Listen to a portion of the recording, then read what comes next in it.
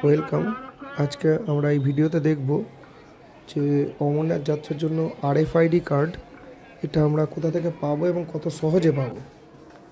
প্রথমেই বলে রাখি, আমরা জম্মু স্টেশনে কলকাতা এক্সপ্রেস থেকে নেমেছি জাস্ট। আর কলকাতা এক্সপ্রেস থেকে নেমেই 5 নম্বর প্ল্যাটফর্ম থেকে বেরিয়ে জাস্ট একটু বাঁদিকে গেলেই এখানে যে অমরনাথ যাত্রা শ্রাইন বোর্ডের যে ক্যাম্প, সেই ক্যাম্প করা আছে আরএফআইডি কার্ড করার জন্য।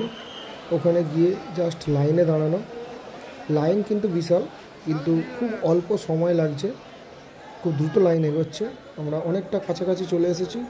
এখানে বলে রাখি যে দুটো পদ্ধতিতে হচ্ছে। একটা হচ্ছে যারা ব্যাংক থেকে রেজিস্ট্রেশন করিয়েছিলেন, তাদের যেহেতু বায়োমেট্রিক হয়ে আছে, তাদের সরাসরি এখান থেকে তারা কার্ডটা পেয়ে যাচ্ছে। আর যারা অনলাইনে করেছিলেন তাদের ক্ষেত্রে কিন্তু একবার বায়োমেট্রিক করতে হচ্ছে, তারপর এই আরএফআইডি কার্ডটা ওরা দিয়ে দিচ্ছে। অন্তত 200 থেকে 250 জনের পেছনে লাইন দেওয়ার পরে আমি কিন্তু 10 থেকে 15 মিনিটের মধ্যে আমি আরএফআইডি কার্ডটা সংগ্রহ করেছি।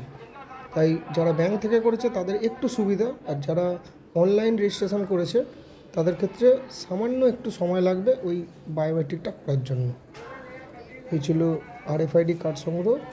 আর আরএফআইডি কার্ড এখান থেকে না সংগ্রহ করলে একটু অসুবিধা আছে, কারণ ভগবতীনগর বেস ক্যাম্পে যখন আমরা ঢুকবো সেখানে কিন্তু আরএফআইডি কার্ডটা মাস্ট। তাই আরএফআইডি কার্ড এখান থেকেই তৈরি করে নেওয়াটা বেটার। Thank you.